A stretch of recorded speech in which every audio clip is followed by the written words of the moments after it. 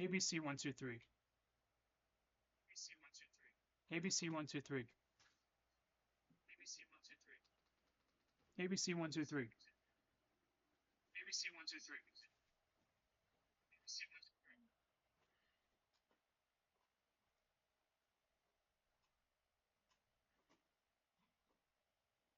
ABC 123.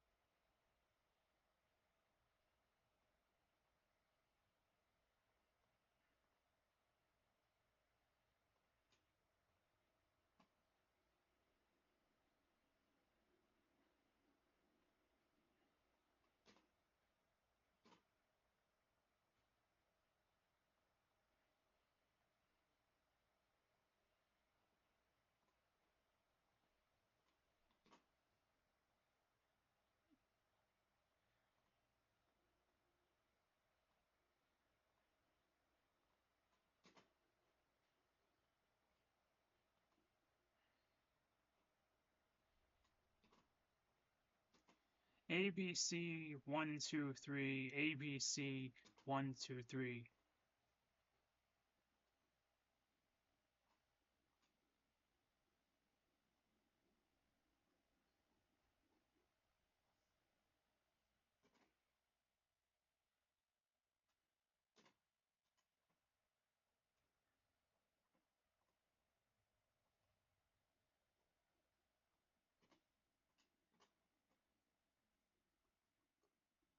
Well, ain't that about a bitch?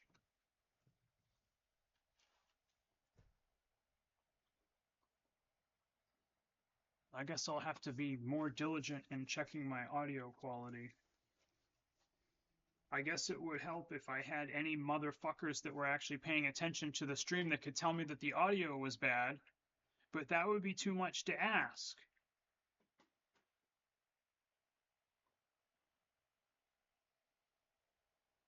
Just like asking Twitch to respect my no autoplay rules on Brave.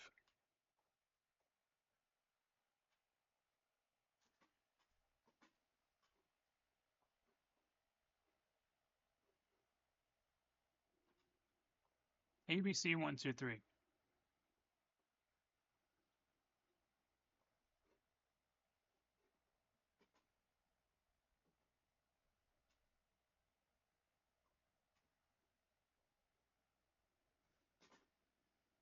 Oh no. People aren't going to blah blah blah yada yada.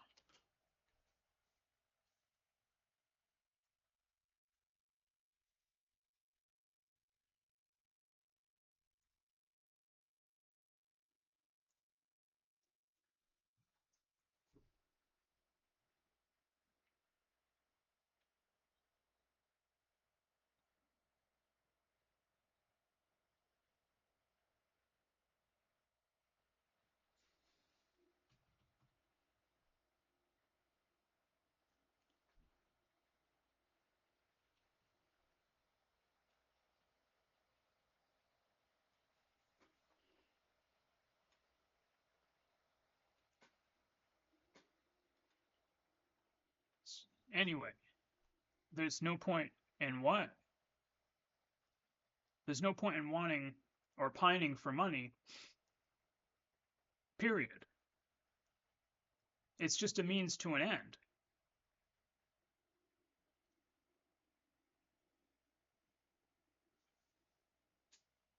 You've got to have the reason you want the money, and then you pine for the reason that you want the money. And then you think, what a silly world where any reason to do anything or be anything or see anything always has to go through the eye of the needle that is fiat currency. It's almost as if a group of people is trying to play God using ink on paper, using worthless scraps of metal and pieces of painted linen.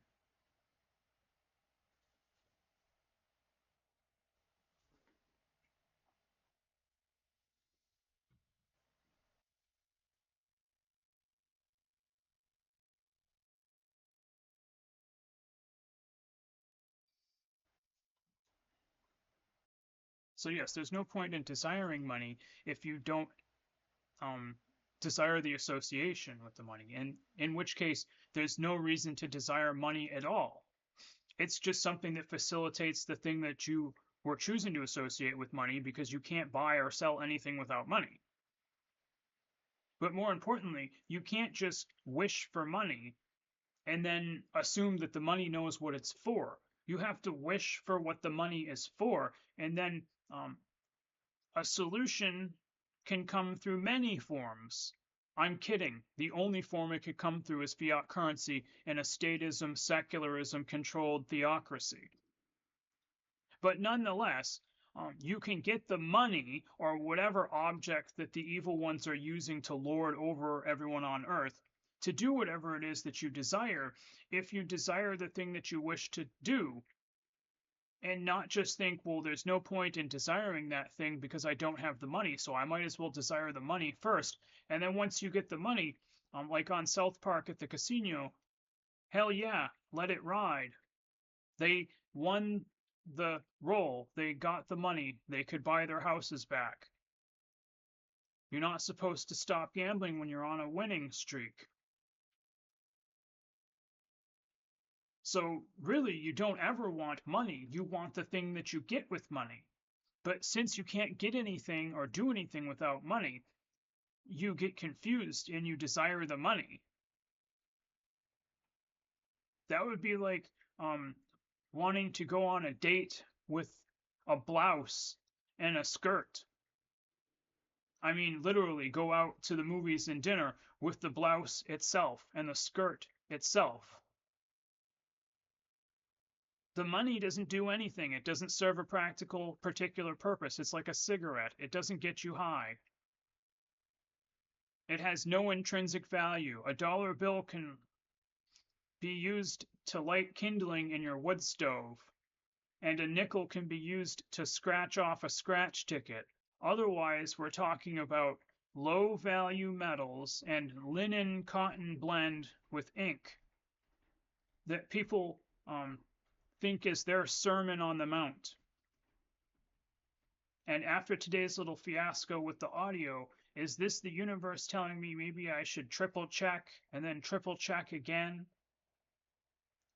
Perhaps I need to pay somebody to watch my stream so that they can tell me next time, so that I don't spend 4 hours talking in a distorted manner.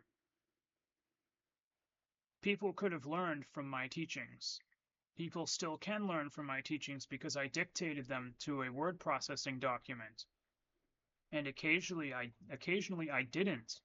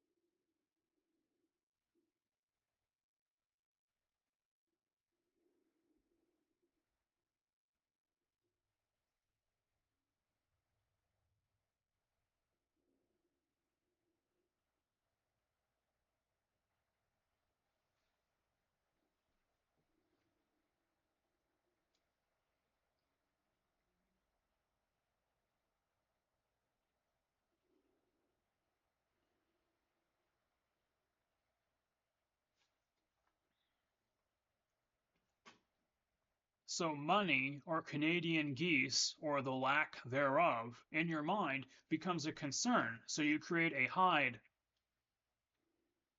You create a little box with a camera to monitor the migration patterns of the money, or the Canadian geese.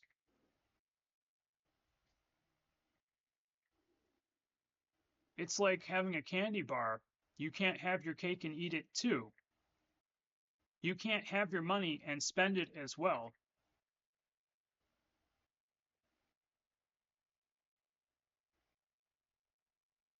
But then the money becomes the problem, and then when you get the money, you think you've solved a problem, but you have not. Money has no intrinsic value and serves no particular purpose. It's simply an unnecessary extra step, or vicar, or associating partners with direct exchange. It's a cancer upon society. Fiat currency, money, cash, dollar, dollar bill, y'all. Money talks and bullcrap walks. Ass, grass, or cash, no one rides for free. Think of all the court cases people could have won if they could have afforded an attorney, a lawyer, a legal representative.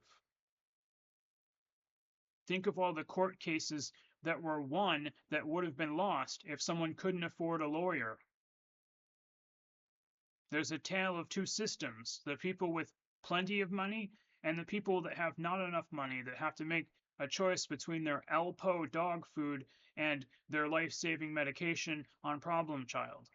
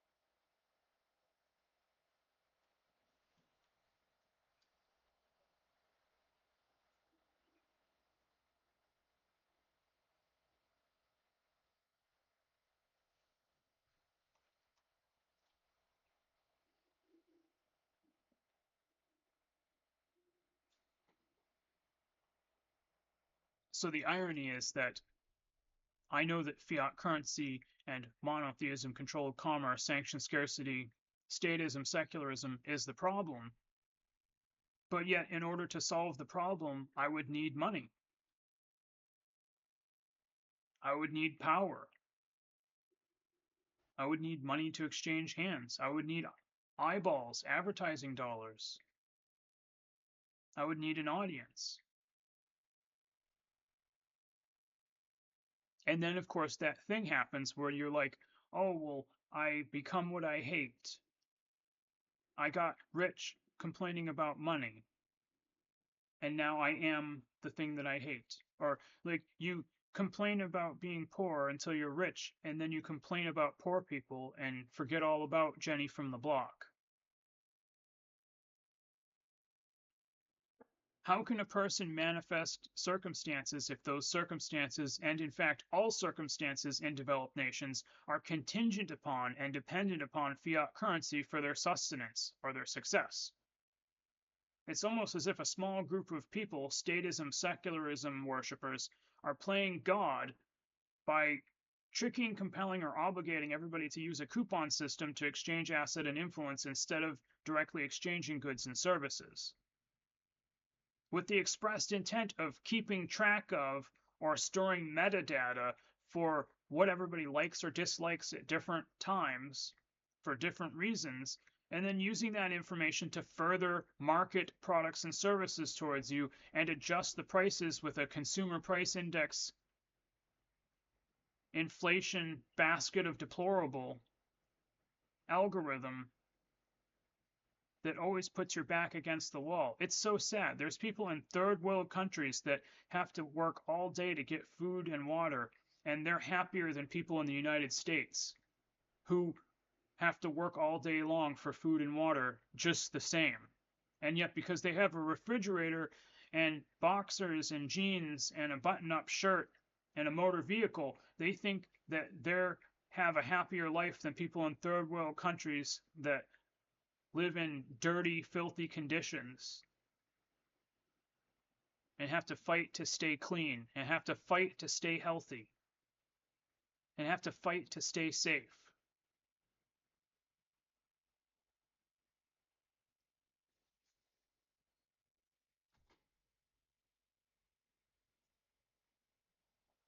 Why don't we check to see if they've fucked up the stream again? Did they fuck up the stream again? No, I think it sounds pretty fucking good. My microphone's never let me down, except when it did today.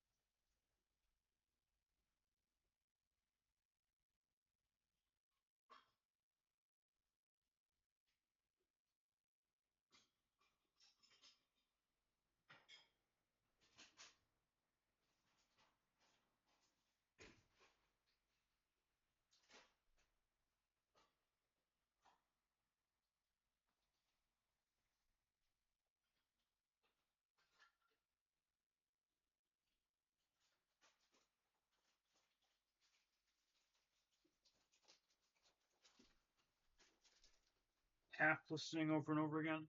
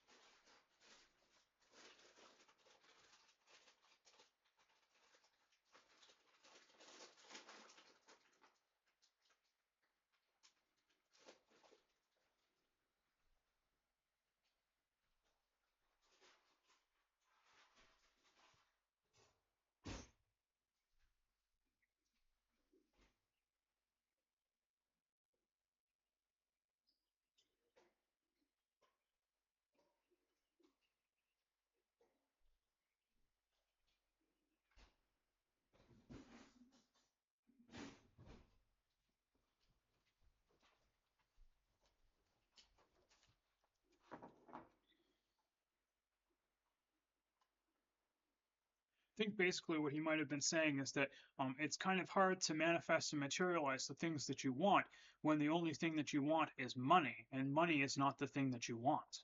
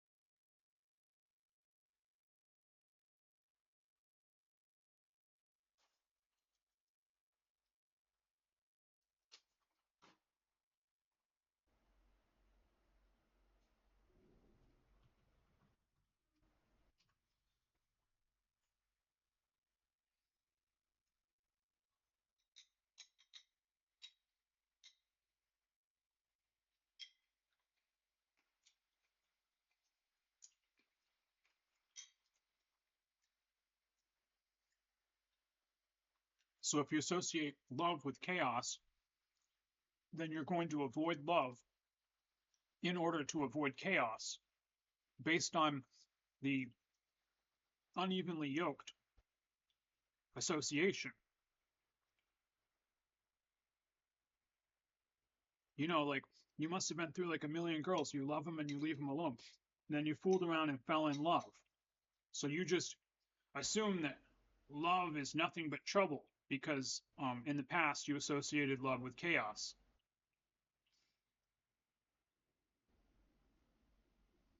So then you can't manifest love in your life because you have this apprehension that it's going to also manifest chaos because you chose to pair them together and associate them together, maybe consciously, maybe subconsciously.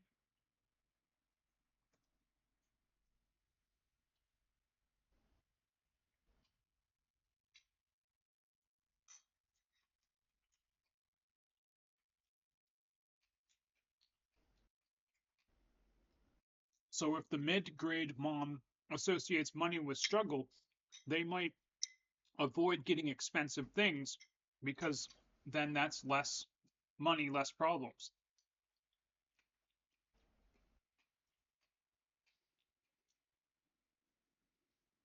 But what about the opposite? What if you want chaos and you head toward love, thinking that you find chaos, and it actually yields you order? What if you say to heck with it and say, what's the harm? A few more problems, we'll deal with them. If it means more money, we'll take the more problems.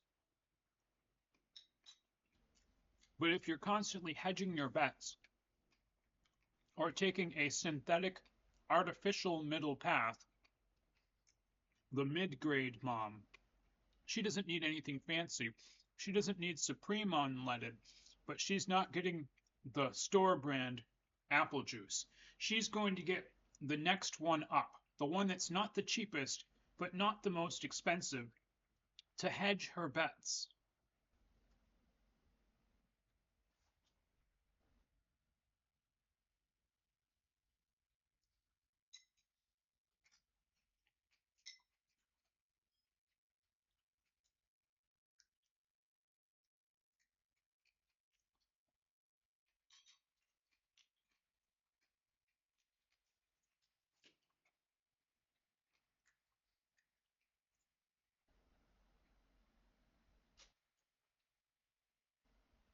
So if you associate money with problems and you want to avoid problems, so you avoid money,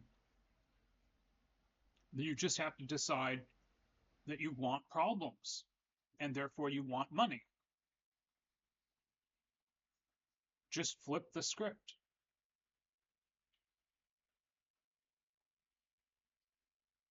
If you want love but you're afraid it will come with chaos, just say you want love anyway and you'll find a way to make the chaos work for you.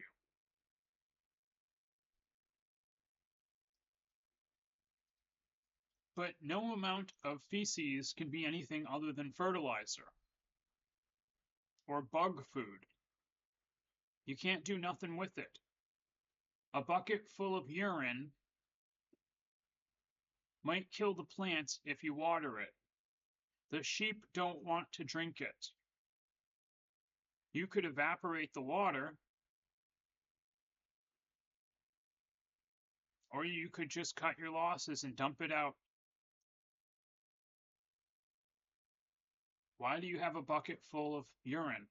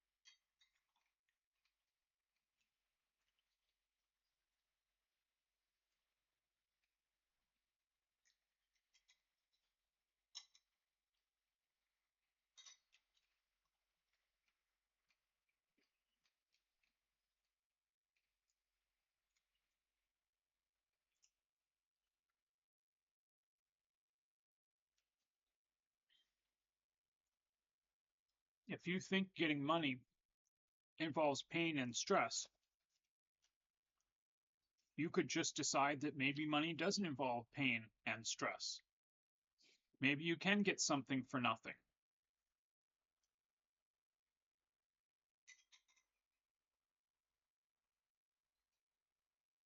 Do you associate black people with menthol cigarettes? Do you associate blonde girls with being ditzy? Do you associate tampons with women? Do you associate baseball caps with men?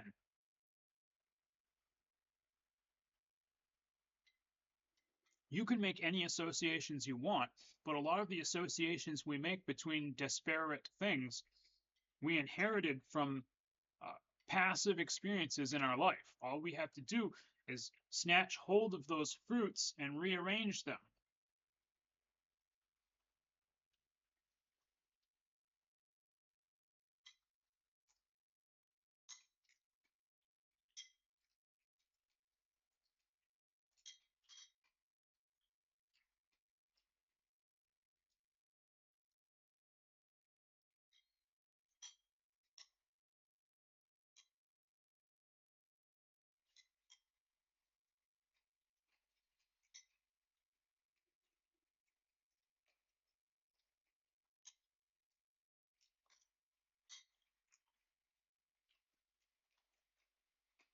So basically, when you're trying to manifest money or love, you're doing it through the lens of mid-grade mom. You immediately presume that you need to take the good with the bad. You're not focusing on the prize, the apple of your eyes. You're focusing on the whole picture, which includes presumptions, assumptions, core beliefs, and false associations that become true because you maintain them.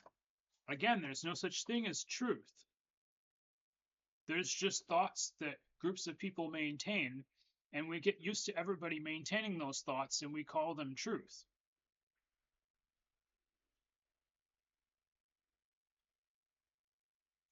But when you imagine that maybe by some fluke you can get money or love without all of the pain and suffering, then you can actually look forward to getting money or love again and not think that it comes with the red tape. So it's about not tempering your expectations with meddling and tampering that you've been indoctrinated with, and just inherently caring for your desire for your outcome with complete disregard for all of the red tape that may or may not be included in the process. Not presuming that it will be there or not be there. You could get money or love without any red tape, or with different red tape. You can't presume and assume the red tape, or you're going to be looking for it, expecting it. But at the same time, if I had $1 billion, I could spend it in 5 minutes. If I had $1 billion, I could try to solve a bunch of problems, and then I would run out of money fairly quickly.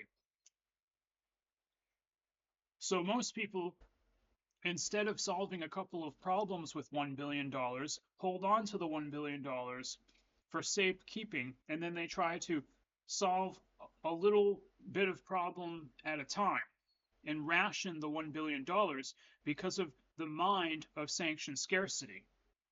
So they literally could have taken the $1 billion and solved 2 world problems or 2 community problems. And instead, they put it in the bank and they held on to it and they managed it. They hedged their bets. Kind of like dinner with Jay-Z versus the 500,000. Just go to dinner and have a good time, and don't put a price tag on that experience, because it's like comparing apples and aardvarks. A conversation with a famous person is distinct and separate from fiat currency or a sum of money. You can't compare the two without dehumanizing Jay-Z or idolizing money, both of which are wrong.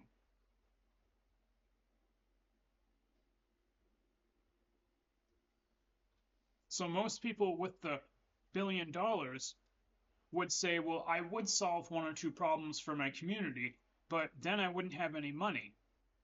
And then they'd be sad because then they couldn't solve any more problems. So sanction scarcity mind motivates us to hold on to the money that we've got and then to feel like we're sending someone off to college whenever we lower our bank account balance. Like it's some sort of an assault that we're committing against ourselves, desperately hoping for that moment when our bank account balance goes back up. So if money were no object, or we had need and address, and everyone had more money than they knew what to do with, then we could legalize money and treat it as a public health issue.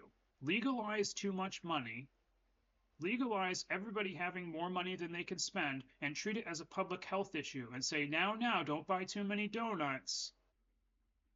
Don't buy too many pieces of property. But because of sanction scarcity, you could hand me or another person $1 billion, and rather than quickly solve one or two world problems or community problems, they would put the money in the bank and manage it and contemplate and try to do a little at a time, because we live in a world of sanction scarcity, controlled commerce, resource restriction, fiat currency, monotheism, property ownership. And this dictates and motivates our decisions and our perception of love and money and the pursuit of happiness.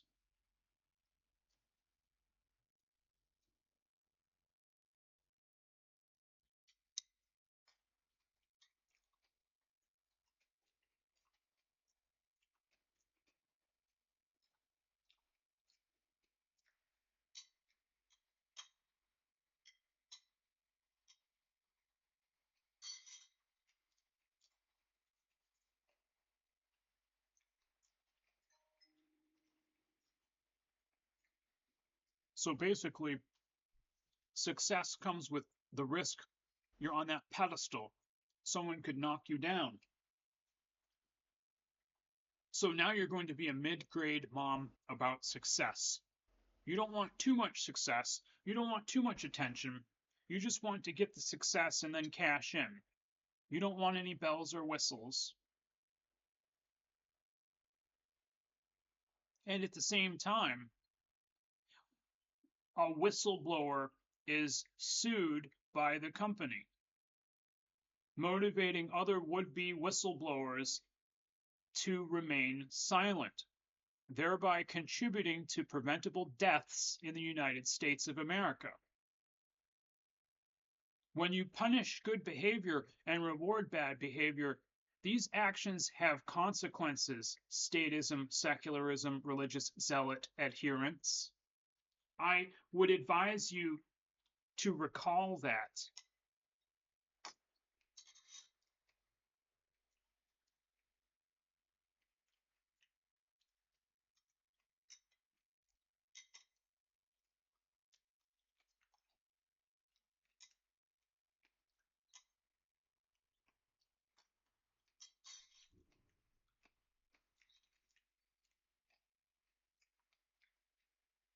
So basically, there's no point in any person or group becoming famous,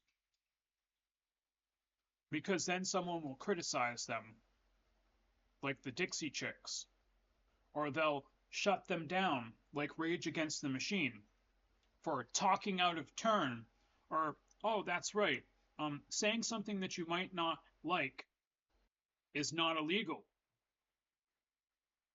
but it could be considered immoral or impractical if, when you say something that somebody else doesn't like, they're like, why did you say that? That's mean. Don't say things like that. Or if you just don't have the words to describe what you mean because you're so uneducated. So sometimes doing the right thing is made to be or appear to be immoral or illegal or impractical. And that word illegal, prohibited by law. By what? State law? Federal law? And what does federal mean? It's talking about feeding you all. They fed you all.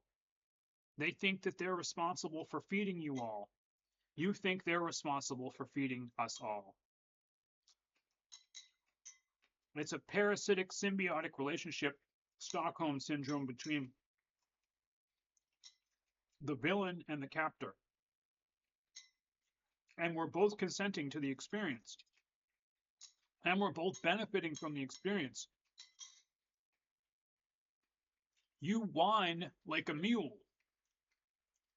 You are still alive.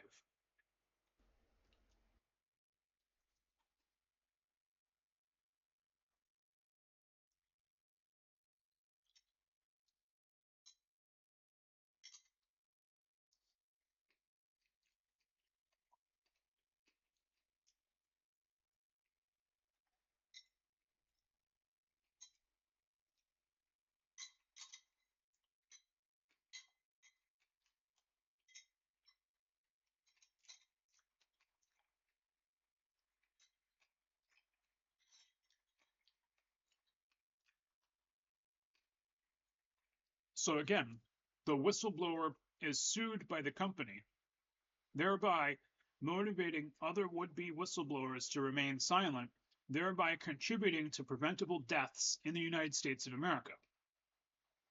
Any person or group which tricks, compels, or incentivizes persons or groups to have anxiety or fear of doing the right thing or speaking out against injustice or danger, that person or group is a wretched, evil hive of debauchery and sin indeed.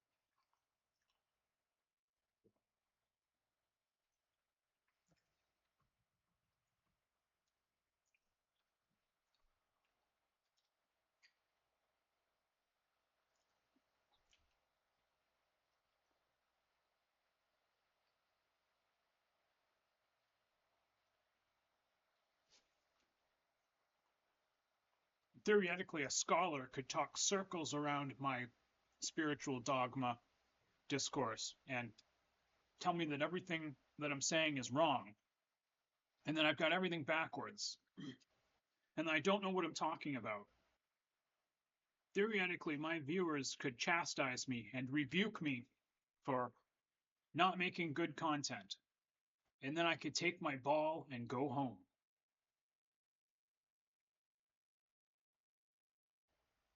And theoretically, knowing that someone could criticize me could leave a subconscious seed that not so much motivates me to not have any viewers, but doesn't motivate me to have viewers, despite being motivated to have viewers.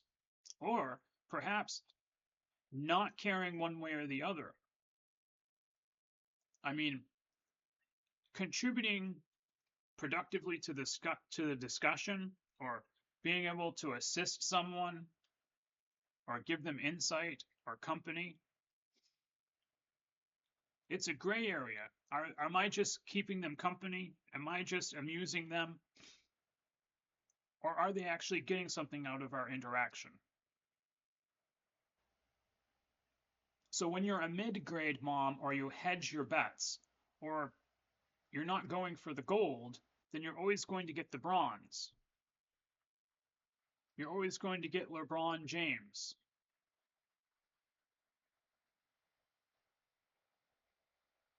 Because you already know that fortune and fame is a dangerous game, so you don't really care one way or the other.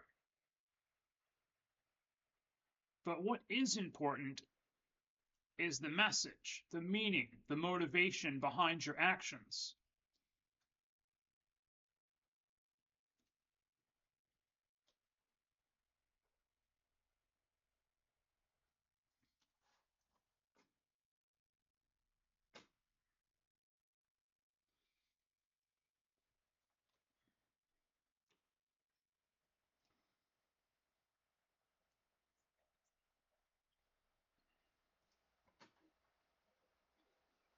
So when you associate putting yourself out there with humiliation, and then you finally decide that you want to put yourself out there consciously,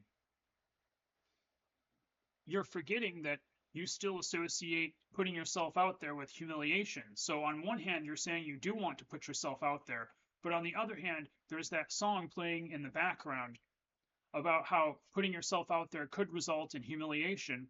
And then the universe is like, well, they want to put themselves out there and be seen, but they don't want to be humiliated. I can't do both.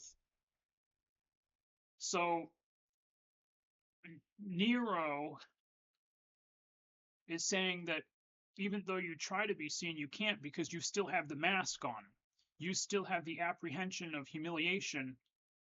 So it's like you want what you want, but you also don't want what you want. And you have to reconcile these two. But at the same time, if my message fell upon deaf ears, or if people just wanted to nitpick and criticize, if nobody could be constructive or productive, like Dolo, the Pilot Man, going live for 15 years and having zero to show for it, other than 3,500 videos down from 4,000 1 year ago. Everybody's been there.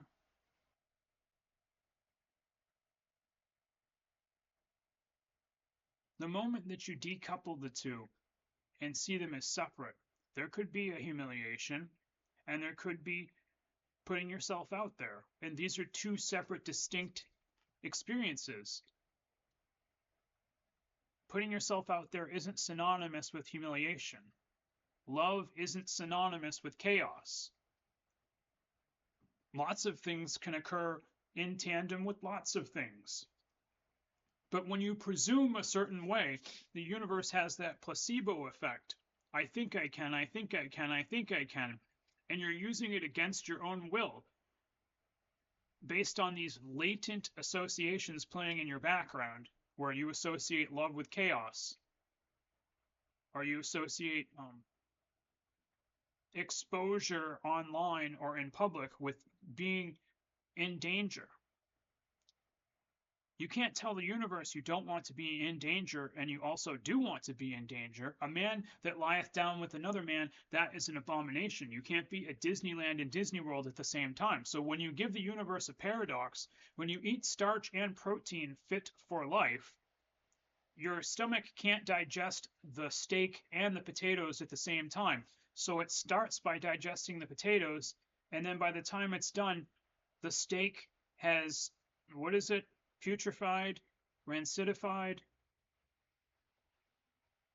And then candida is directly related to two things. One, overeating, and two, combining starch and protein in every meal because that's what the government told you to do. Make sure you have one food from every food group. Make sure you combine every single type of food imaginable in the same meal, every single meal, starch and protein, always have starch and protein. Then your stomach has to produce an acid-forming base to digest the steak and an alkaline-forming base to digest the potatoes. Who knows why it chooses the potatoes over the steak? It just does.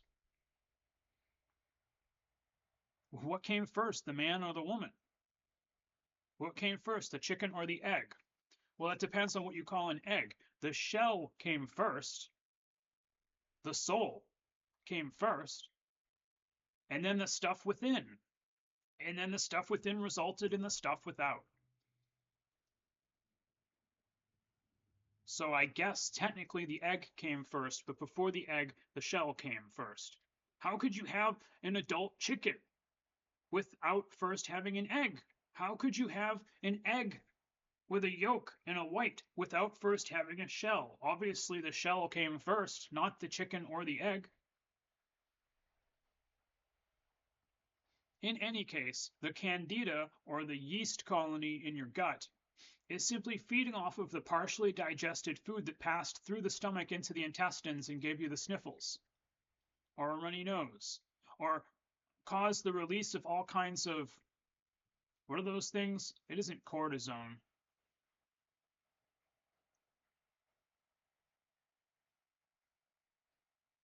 Anyway, the partially digested food is seen as an invader when it gets to the small intestine, and your body releases histamines.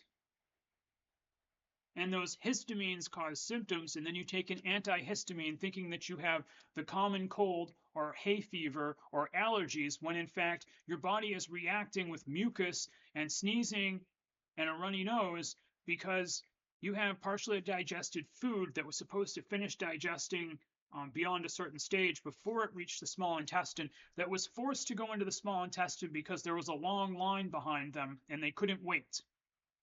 Kind of like an adult pooping their pants. And then what are you going to do? Put the yeast colony in your pants to eat the poop? So when you eat too much food or you improperly combine your food, you basically create poop or feces inside of your body, rancidifying and putrefying starch and protein that couldn't properly digest because you ate them both at the same time. And then your body reacts by releasing histamines. Your body reacts by encasing things in carbonite or fat cells. Your body reacts by you having a stomach ache or vomiting or having diarrhea. But you can help these people, Derek.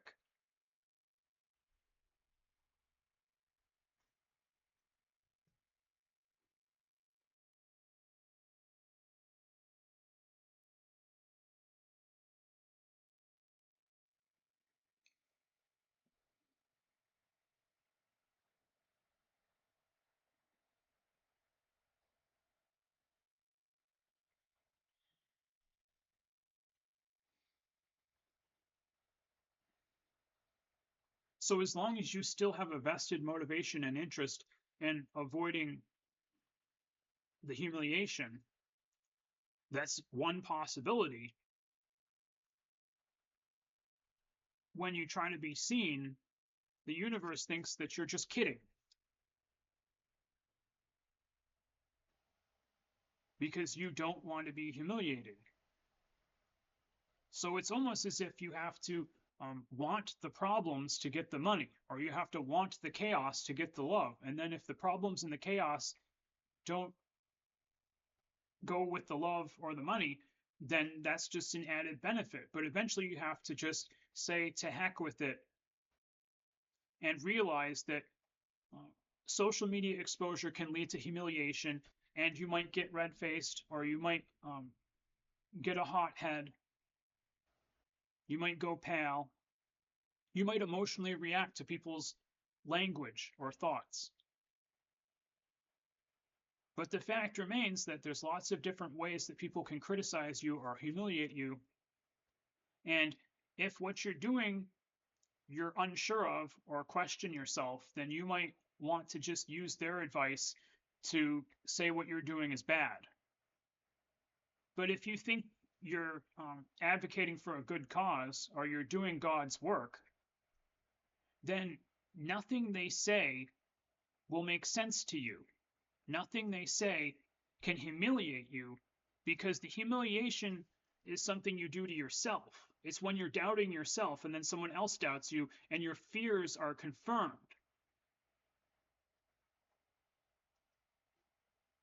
But you can't hedge your bets and be a mid-grade mom. You have to go all in, the full Monty. But Nero took off the mask and kept the shades. So he's being honest about the mask he was wearing. He's also acknowledging that he comprehends the risks, but he's still choosing to put himself out there. And quite frankly, I would wear shades as well, but I can't see the paper as good.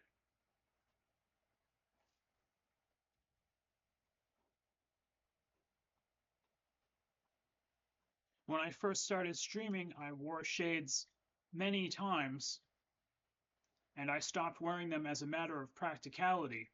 But with the shades on, I felt cool. I felt comfortable. And the messenger says that the eyes are like black holes. There definitely is something to it. esoterically speaking, when you make eye contact with somebody. It can be distracting. Having the shades on could actually enhance the teaching because you're focusing on the words, focusing on what you can hear, focusing on the language.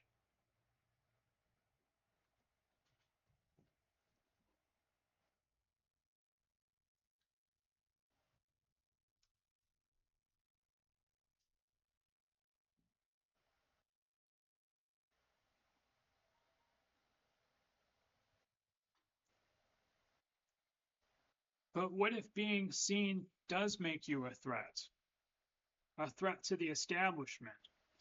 What if your words could cause persons in groups to lobby against you because they want to uphold their own status quo?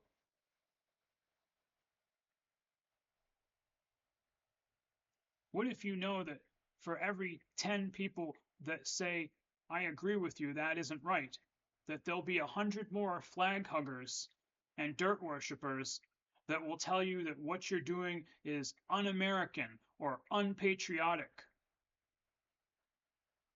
Just like a whistleblower is unpatriotic. But, Flint, Michigan, the North Pacific garbage patch, planes that don't fly. If the January 6th riots were committed by Democrats, it would have been shut down swiftly and carefully so that the Democrats didn't turn it into a human rights issue. Because it was Republicans, they could just let it ride. But they had the power to intervene more swiftly and more surgically, and they chose not to because Republicanism and the United States government are the same thing. Democrats are just conscientious objectors that begrudgingly participate in statism and secularism because if you can't beat them, join them. They're basically scabs. Democrats are scabs and Republicans are flag huggers. They are dirt worshippers. They are the inner party of the religion called government in the statism secularism model, using the municipality, the kangaroo court, the entertainment for the crown. Do your etymology research.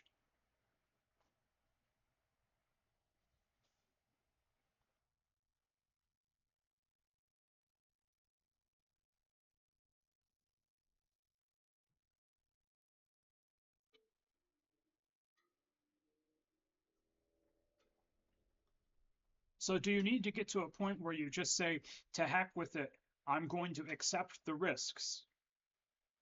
Or do you need to first convince yourself that the risks don't exist or take steps to mitigate the risks? Or do you do all three? Or do you do nothing?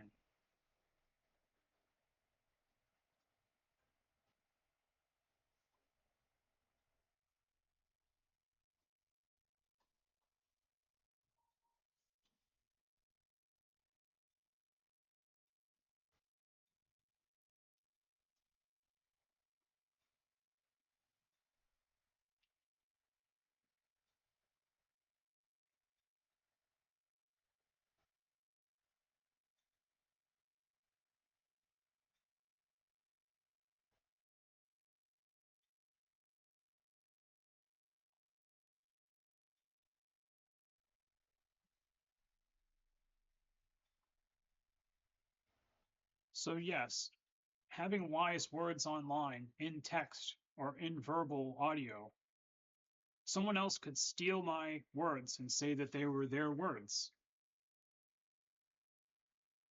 You can hedge your bets, but what did Nero say yesterday? That somebody else could parrot his words word for word and try to copy his videos like a carbon copy, but the magic behind it would be different. So nobody can rip him off. They can imitate and flatter him.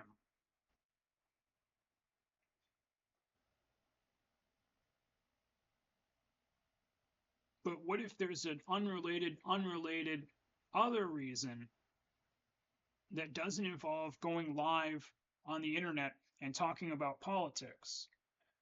A completely unrelated back corner reason why you wouldn't want to be seen or found or heard or get exposure.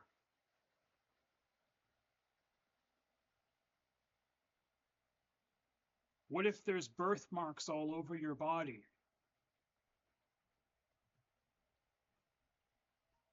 What if you're going through a transitionary phase in your life? What if you have skeletons in your closet?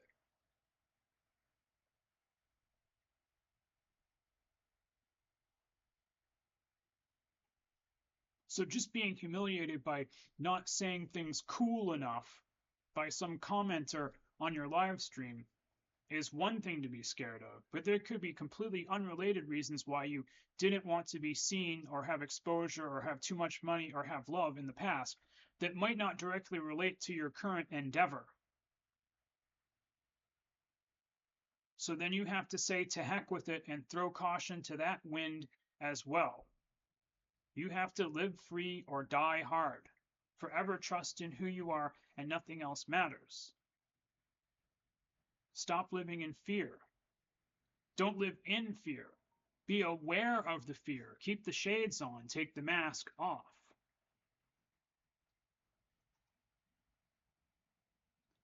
But at the end of the day, it doesn't really matter if you think that even if you did have the money and the means, that it would be an uphill battle. So what does the affirmation say? I already have more than enough. I already have more than enough. Things are going to change. I can feel it. Things are going to work out. One new stream.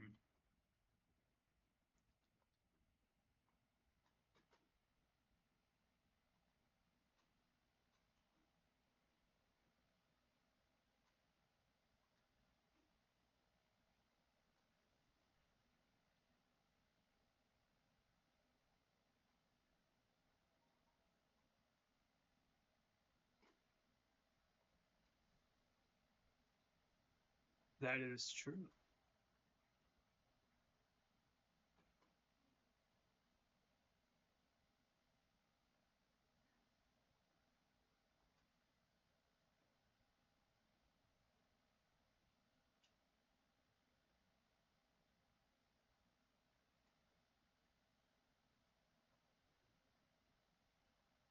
Blah, blah, blah.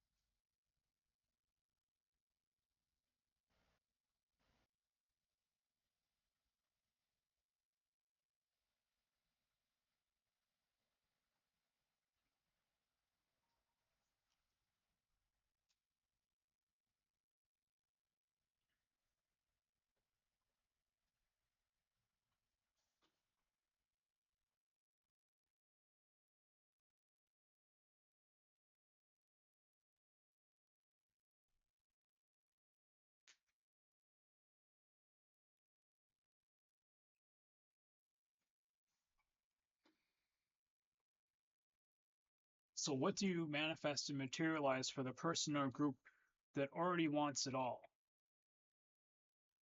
I mean, it's really simple. I could run a store that sells perishable cat food, all sorts of kinds of perishable cat food that needs to be refrigerated, that's sort of alive. You could create a market, a niche market. You could fill a void. You could make a store and just sell nothing but coffee and coffee accessories and things that go with coffee. You could have a bookstore. We bought a zoo. You could get a farm. You could get some goats with Jon Stewart. You could make a farm where they don't use pesticides and they have lots of bat houses. You could reform and revolutionize the way that agriculture and commerce conducts itself simply by setting an example. You could just have a store where they sell perishable cat food, and then you have to rent or own the property, and you have to acquire the products and services, and you have to make sure that they're protected and taken care of, and you have to market those products and services towards people, and then make fiat currency so that you can make your rent and so that you can reinvest capital in your business. So what do you manifest or materialize for the person that knows that that's a dead-end job? Just because it could be done and should be done doesn't mean that there's not a million other things that could be done and should be done that you or I might want to do. But just this idea that you have to pick something, you have to pick a destination, a goal, in order to manifest or materialize anything. But if you are starting from a position where you have 0 followers or subscribers and 0 capital or fiat currency, there doesn't appear to be a next step.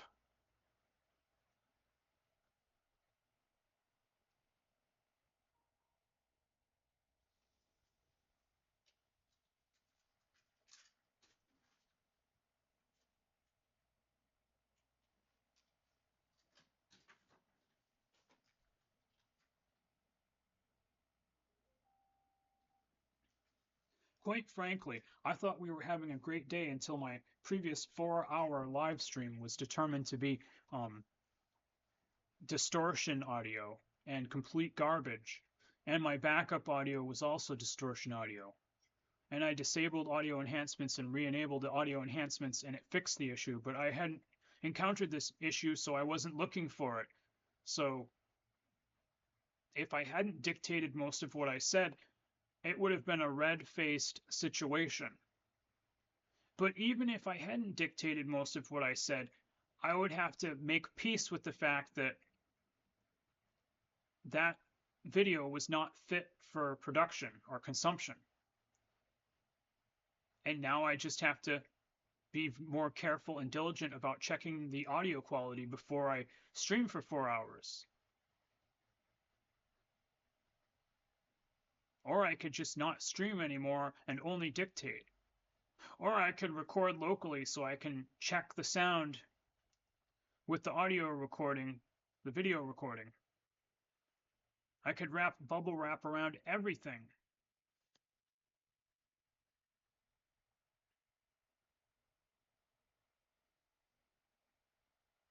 But how am I supposed to choose one goal when there's so many? And how am I supposed to choose any goal when I don't see a path towards any goal whatsoever in any way? In a world where if you make $1, they take 2, what is a boy or a girl to do? In a world where you make $1 and they take 2, what's the point in having a pair of shoes? In a world where you make $1 and they take 2, why would you care if you died of the flu? In a world where you make $1 and they make 2,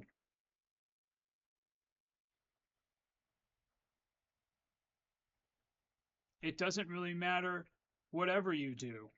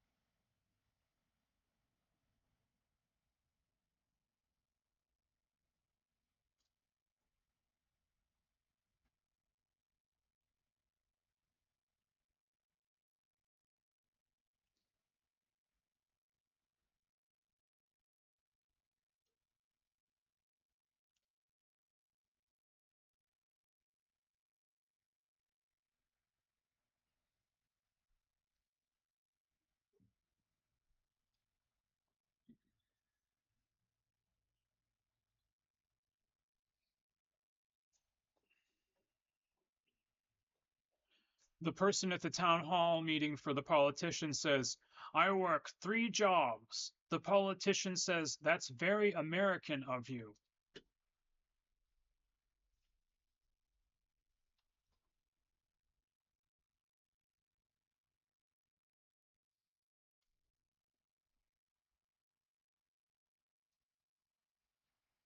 The poet must suffer.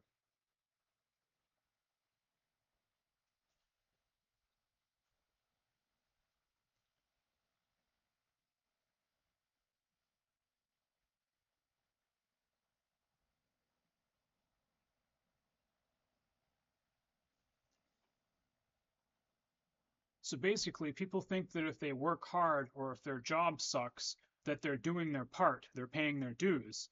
And if they get off easy or get off light, they feel like they're getting away with something. They feel like they have to watch their back. And this is a terrible thinking error. You're saying that your job has to be something that you hate, but you love that you hate it because then you've paid your dues. You're saying that you can't have a job where you have a good time. Why? Because you're not paying your dues.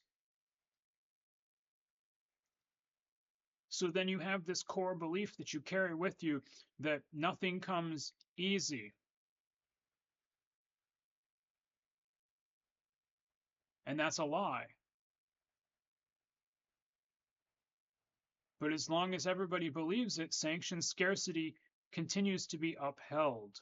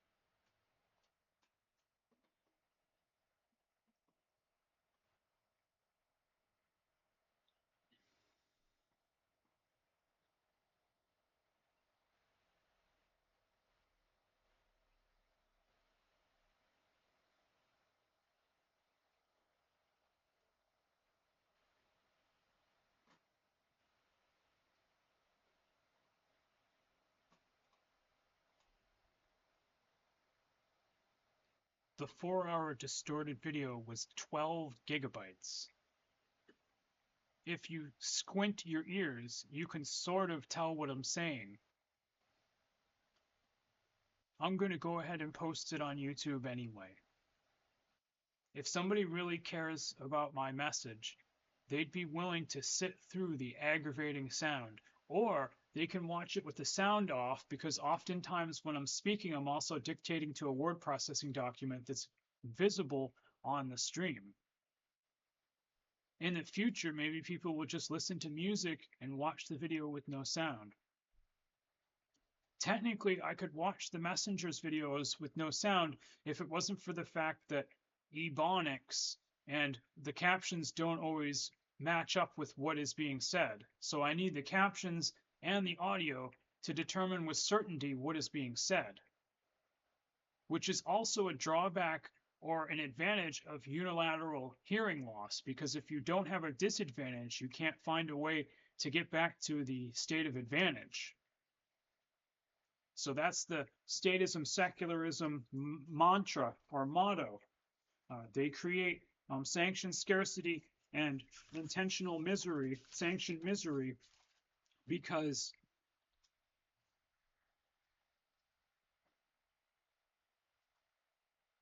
if everybody had their needs met, then we wouldn't work, we wouldn't struggle.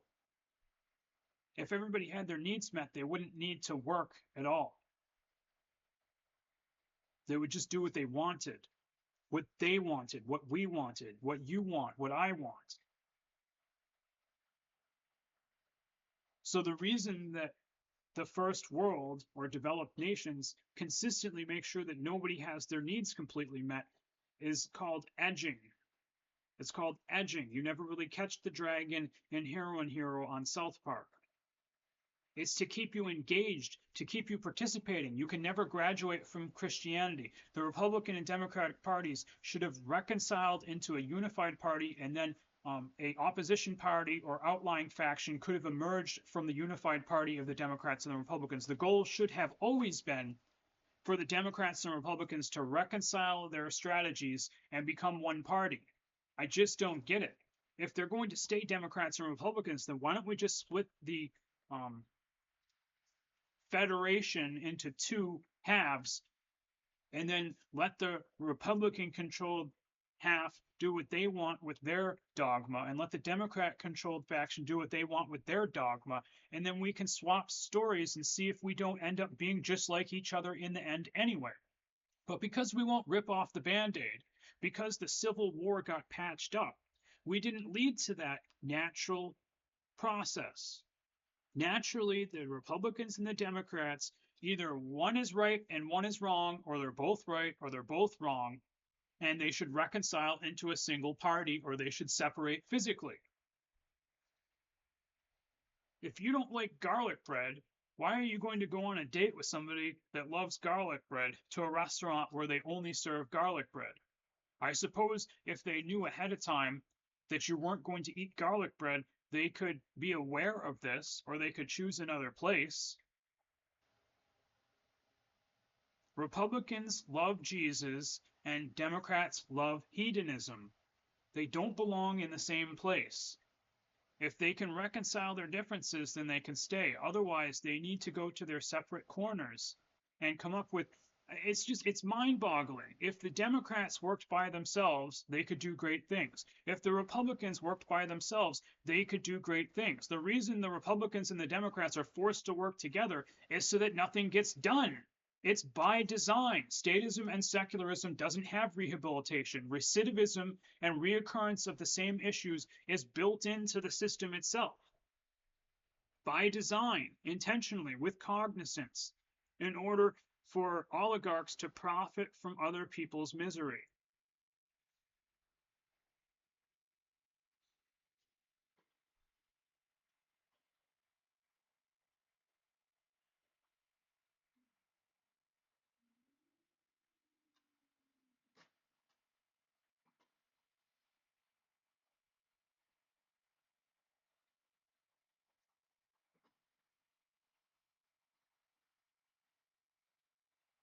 Twelve and a half gigabytes. Uploading now. Let's see how choppy the stream gets now, huh?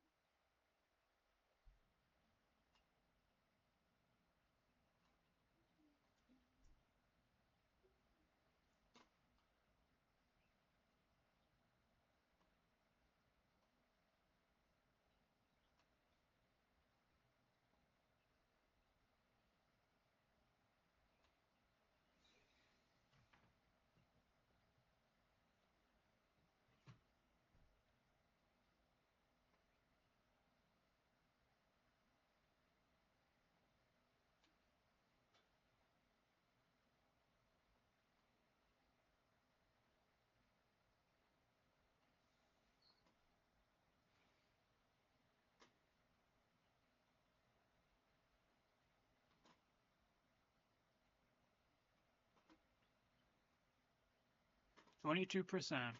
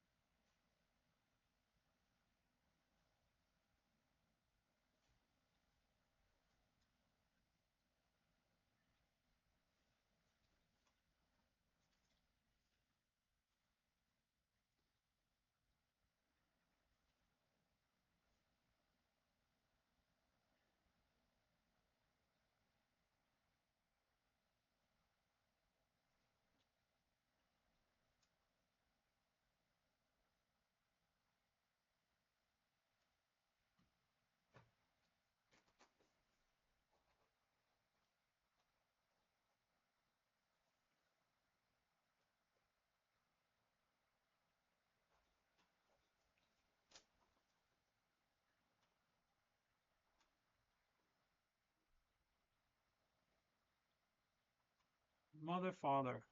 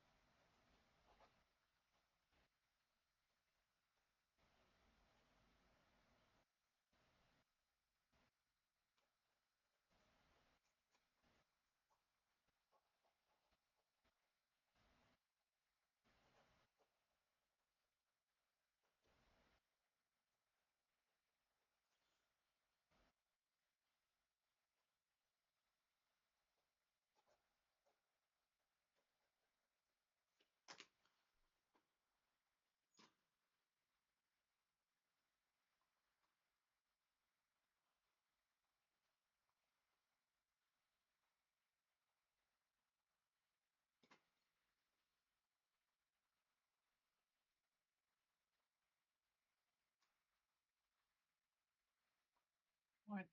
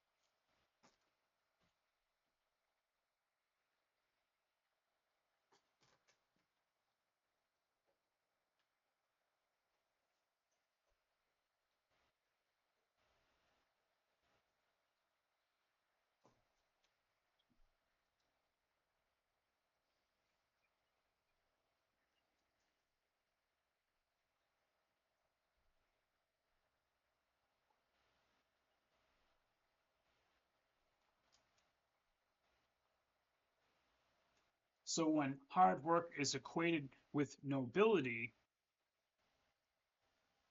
easy work is equated with cheating.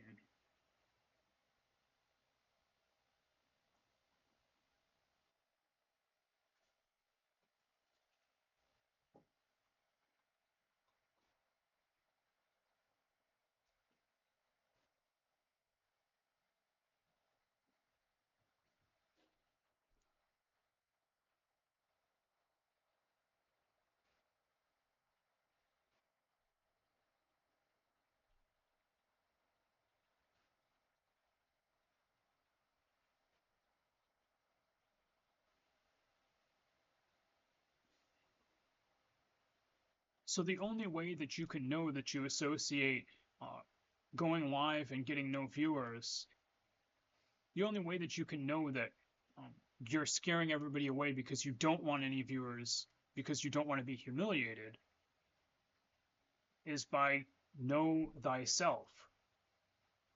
Blame yourself first. Get to know yourself.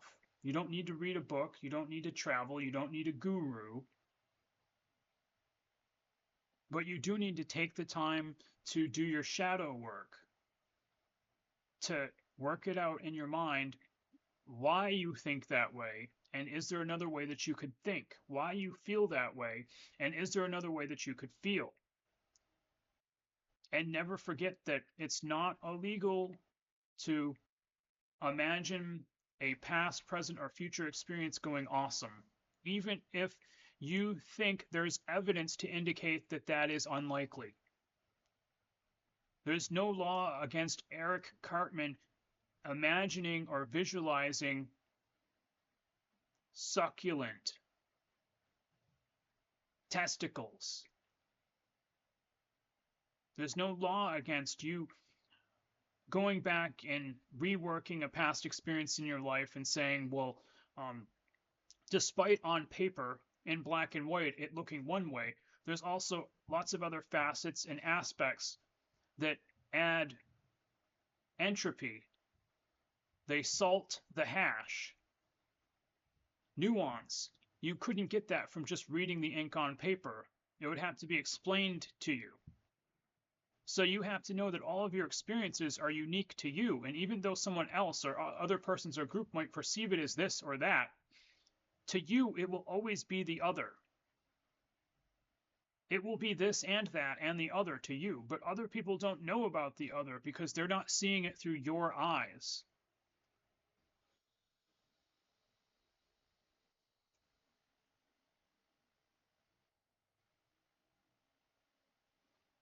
But the only way that you can know that you're cock blocking yourself or rooster blocking yourself with a thinking error or a pessimistic thought that you paired with an optimistic thought, and you only acknowledge the optimistic thought without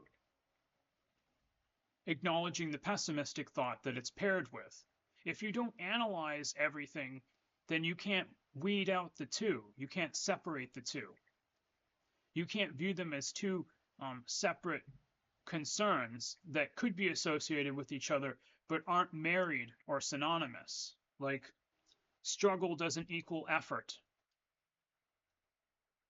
But if you don't take the time to analyze your own thoughts and feelings, then you're only going to base your actions on your previous actions.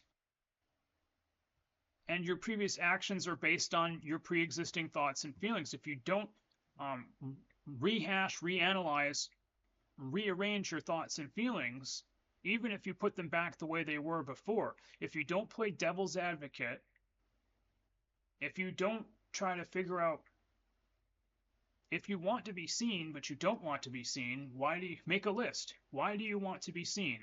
Why do you not want to be seen?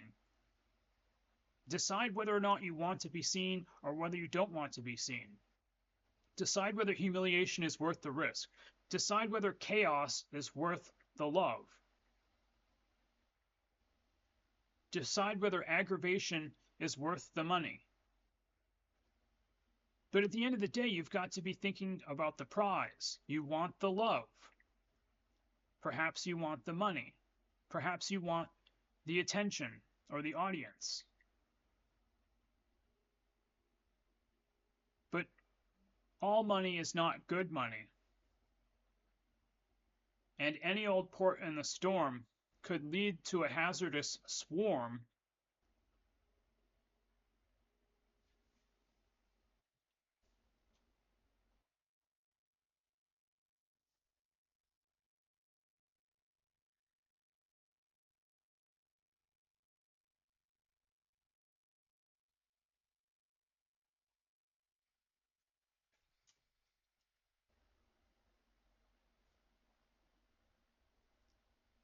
If a person knows that income of fiat currency will lead to the fiat currency being taken away. That person or group would have no vested interest or motivation to earn fiat currency. The Lord or the lower order giveth or issue legal tender, and then the Lord or the lower order taketh away.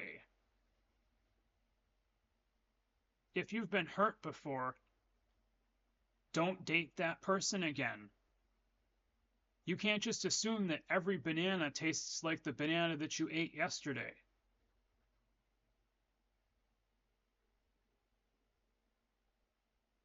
So in a world where the only way to define success is the amount of fiat currency that you exchange,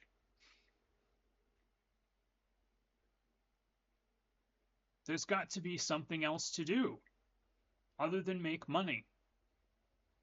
Other than make money change hands. It just doesn't make any sense.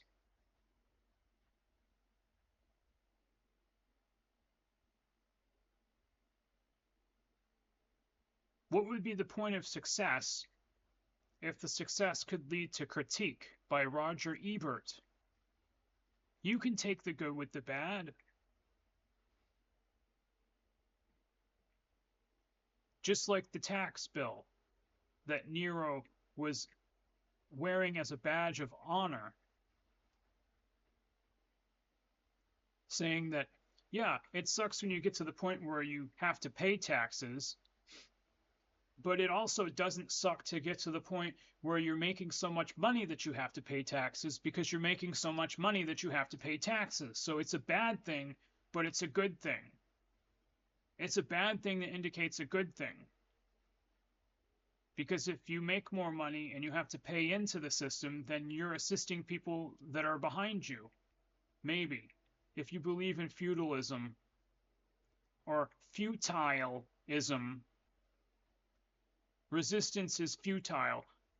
If you can't beat them, you must join the statism, secularism cult of personality snatchers, because that's what they do. They force you to suppress your own personality, your own character, and then if they like it, they'll snatch it away from you and make you sing like a baby like Britney Spears. And if they don't like it, they'll defund you and shut you down and make sure that everywhere you go. And then you can use that as an excuse. Oh, I must be blacklisted. I must have a burn notice. I must be shadow banned. So there's no point in trying anyway. So it's about, why are you trying? Are you trying to get a response? Are you trying because you want money? Or are you trying because it feels good to try? And are you only trying because it feels good to succeed? And do you only define success by getting fiat currency or praise or assets or influence from your effort or your toil, your turmoil, or your self-imposed struggle? And at the end of the day, most people choose to adopt someone else's struggle rather than determine their own struggle, partly because you can't work on a farm for room and board. You can't work under the table and be really careful. Everything has to be above board. Everything has to involve paperwork. Everything has to have checks and balances because one guy cut his finger one time. And that's not to say that a little bureaucracy and lawmaking isn't in order, but every law should expire after 3 years. And if two people can't write it again from scratch from memory, then that law is invalid. And if they don't write it properly, then people can contest the law and contest that the law that they've written is the spirit of the previous law that expired after 3 years. If you say murder is illegal, then after 3 years the law expires, and then you must write it again. Murder is illegal. Don't kill people on purpose. And just like I said, poison, a lot of poison all at once will kill somebody. A small amount of poison over a long period of time will still kill persons or groups. Nutmeg, cinnamon, licorice, aspartame, sucralose, aluminum, chlorine. hyphenated ingredients on the bread at Hannaford supermarkets, yoga mat chemicals. So if you go in that room and you say, murder is illegal, don't kill people on purpose, that also includes intentionally adding poison to people's food, knowing that that may eventually kill them. Just because you didn't pull the trigger, just because they didn't die instantly, just because you can't taste the chemicals in your non-organic broccoli, doesn't mean that it's not in there. So when they're in that room rewriting the law where it says murder is illegal, they've got to remember that poisoning someone a little bit over a long period of time, knowing that that poisoning could lead to their illness and injury and death, is still attempted murder. Just like the old man that added the notches to the woman's chair to convince her that she was getting shorter. If you do the crime, you must do the time. Therefore, the evil ones, the sinister ones that added a multitude of poisons to persons' food and poisoned people and populations without their permission, are guilty of murder. And when people rewrite the law of murder every 3 years, it will include a provision that says that killing someone with a gun or a knife or strangling someone is murder. And also, intentionally adding poison to people's food, knowing that that poison could eventually kill them, is attempted murder. And thereby, people will avoid attempting to murder people, which includes adding poison to food, which is in all non-organic food in the United States of America. And of course, there's that ingredient in the eardrops that causes tinnitus that's banned in the European Union. And the other 700 ingredients that are banned in the European Union but perfectly legal in the United States. This is evidence of intentional, with cognizance, poisoning of populations so that politicians can profit from people's discomfort and distress. They're not trying to do population control. They're trying to do popularity control so that Michael J. Fox and Louis Black can shake hands all day long and never meet. And Bob Dole got his help.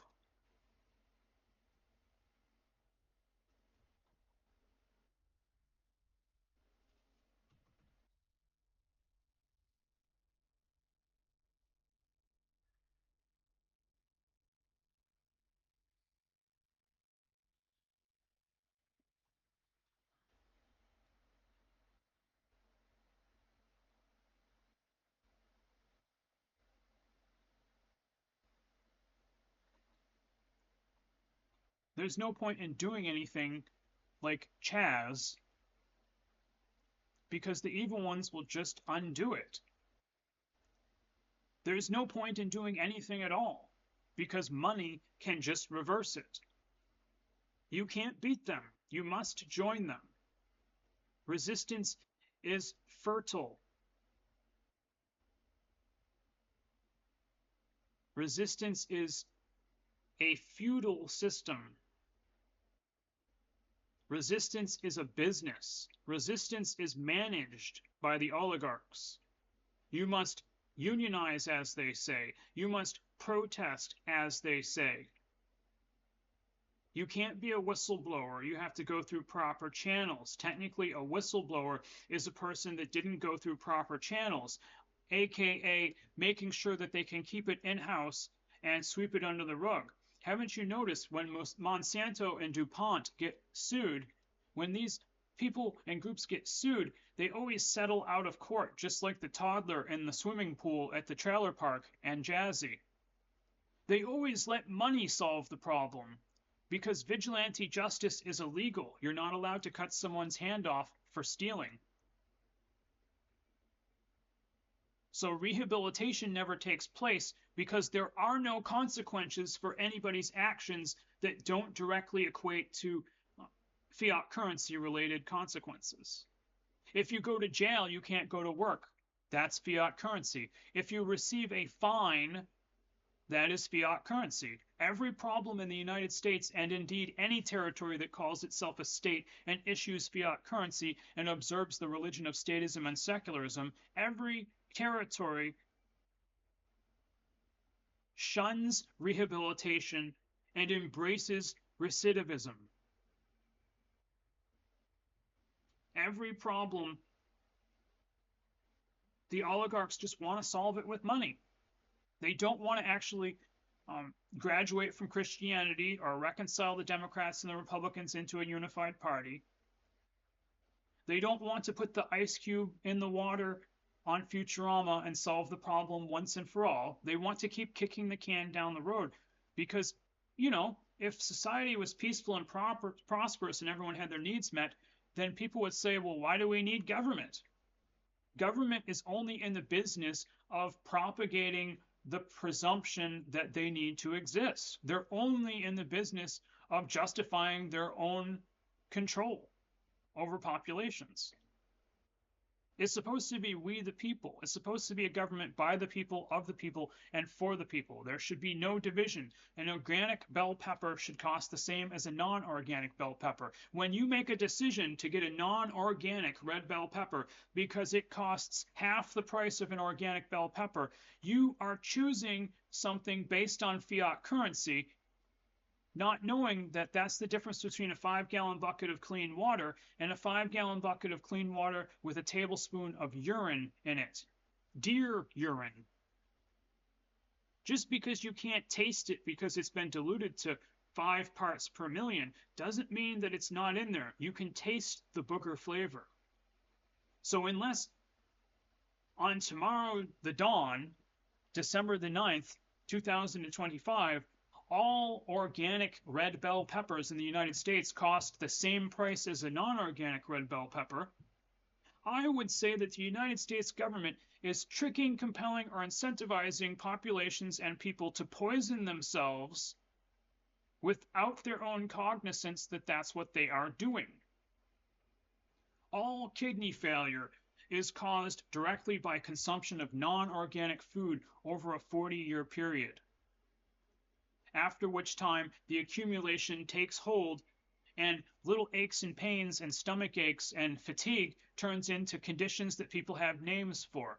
So they're literally poisoning people without their permission in order to worship more false idols, like diabetes, obesity, candida.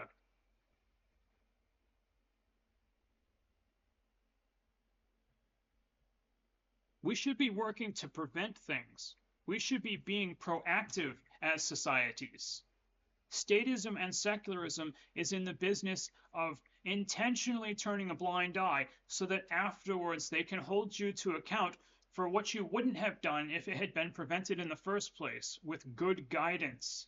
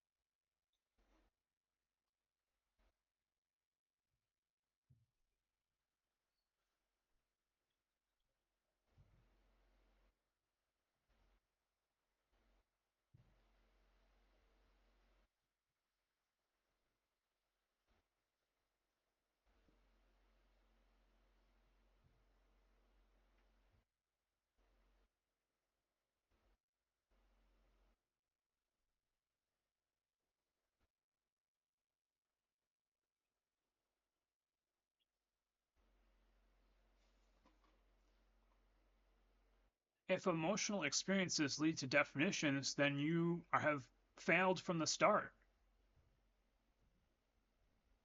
Emotional experiences could lead to descriptions.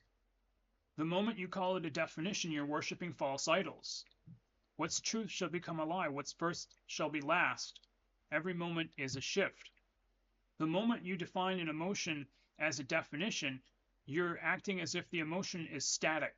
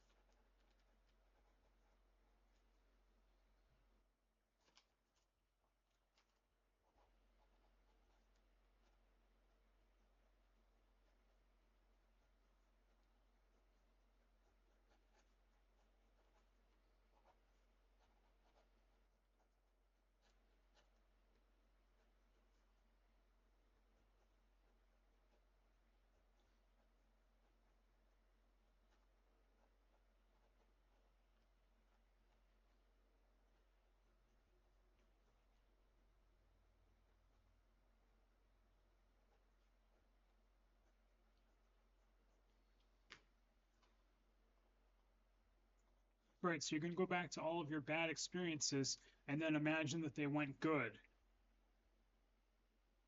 And then when you move forward and you get to some experience where you have a love chaos association, you're going to be like, oh no, love, there's chaos.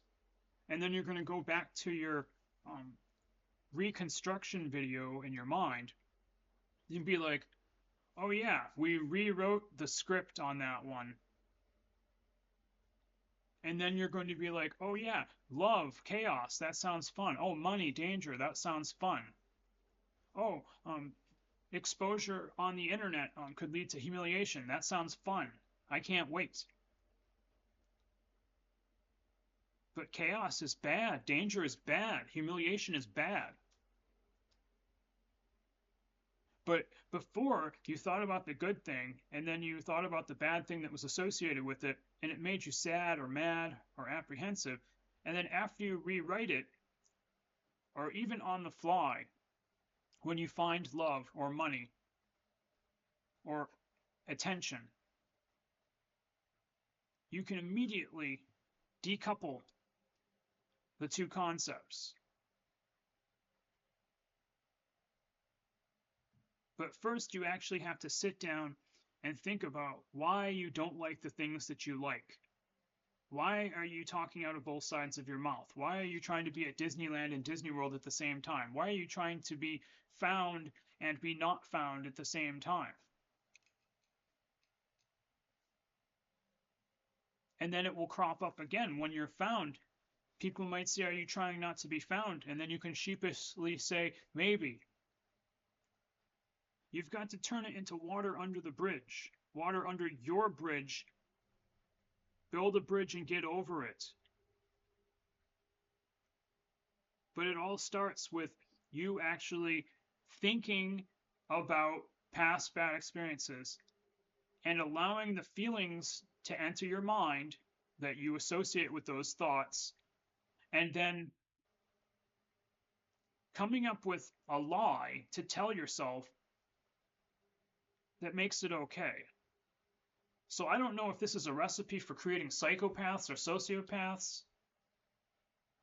I mean, if you murdered somebody and you visualized and imagined that you had to do it because it was you or them, but it wasn't actually you or them, then you could absolve yourself of responsibility for a murder that you committed in cold blood. Or you could ask Jesus for forgiveness, and then he could forgive you of your sins, and then you would stop feeling bad about committing the murder because you promised not to murder anybody anymore, and Jesus forgave you. So it's just an affirmation. Once a murderer, always a murderer. But if you promise not to murder, you best promise it to yourself, not Jesus, not the government. If you don't want to murder, it better be for you. If you're only doing it for the government or for Jesus, or because it's illegal or immoral or impractical, then you're just a murderer that has very few opportunities. You're being restrained from doing what you want to do.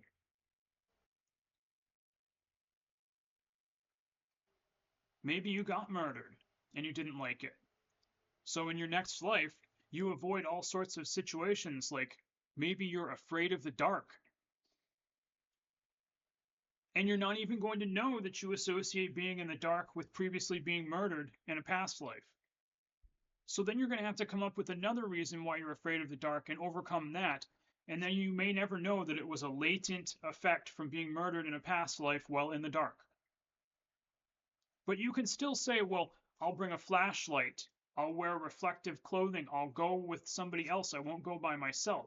Even if you don't know why you have an allergy or an aversion, you can still take steps based on the knowledge that you have in your current life, even if it doesn't quite make sense why you're allergic to peanuts or whether you're afraid of clowns.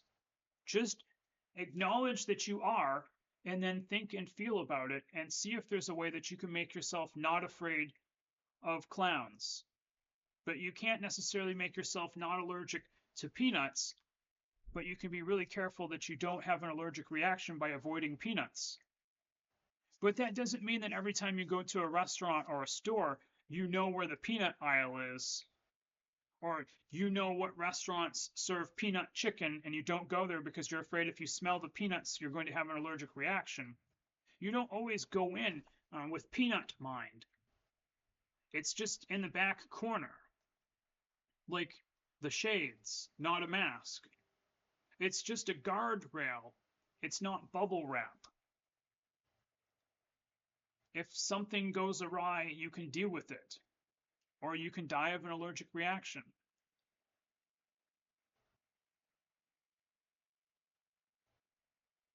But maybe you murdered somebody and afterwards you think that Red from Shawshank Redemption, if he knew now what he knew then, he would have sat down that younger version of himself and told him to not do that. So if you truly repent from your bad experience and don't want to have it anymore, maybe you could just avoid owning a knife or a gun, and that way you couldn't murder anybody. Maybe you could avoid having thoughts and feelings that make you want to murder somebody, like a frustrating situation or being around annoying people. Or maybe you could spend more time doing things that make you happy so that when you're around frustrating or annoying people or knives and guns, you're not inclined to be violent. If somebody sets a box of donuts on the break room table, you might eat one. There's no reason not to. What if it interferes with the garden salad you're about to eat? What if you eat your garden salad and you come back later and there's no donuts? Oh no. Are you going to get a stomachache so that you don't miss out on having a donut? Is it really that big of a deal?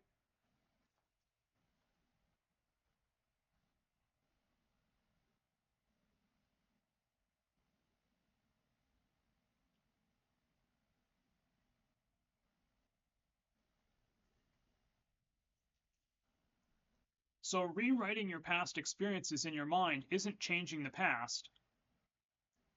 It's changing the way you react in the present to similar situations. It doesn't mean that you're saying that Jesus forgave you for murdering, therefore you're not a murderer or you didn't commit murder. It's not saying that you're not still apprehensive about circumstances relating to past experiences. It's saying that courage is fear plus do it anyway.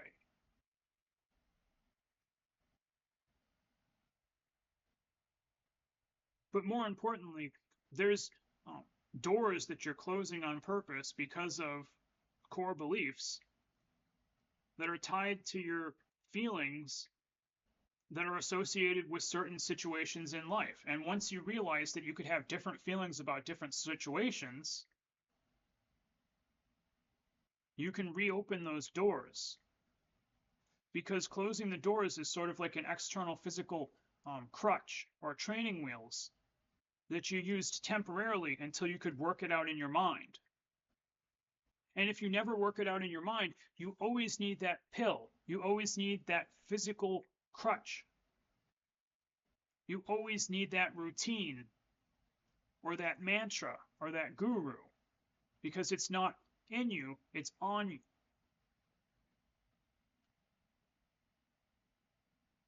So rewriting your past mistakes isn't about absolving responsibility for them. It's about reassociation of emotion.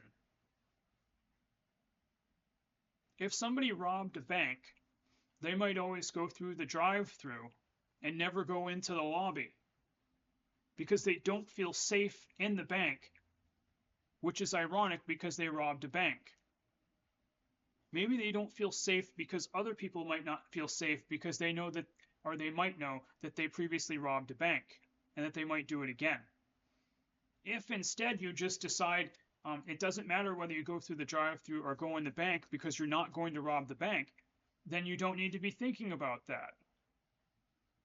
You don't need to be recreating the same circumstances and then fighting the urge to act upon them. You were never going to rob the bank again. That's no reason to think about robbing a bank every time you go to a bank.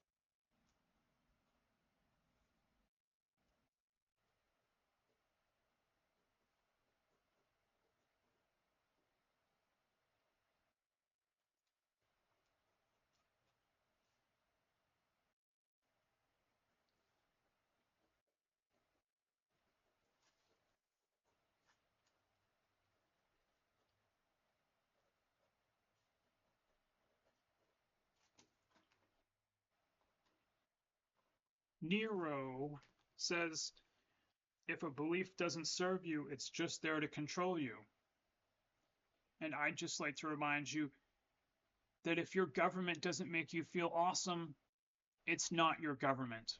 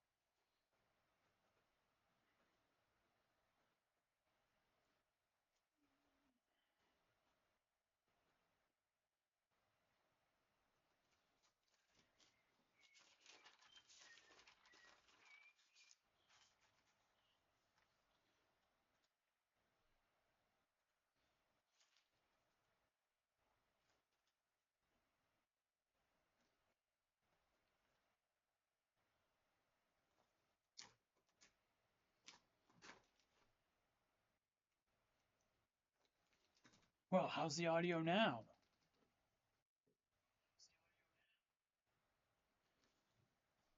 Like, it really would have been nice to know that the audio was bad. Anybody could have popped in the chat and said, hey, your audio is bad. And I could have started to investigate. Instead, I streamed for 4 hours and now someone has to watch it instead of listen to it.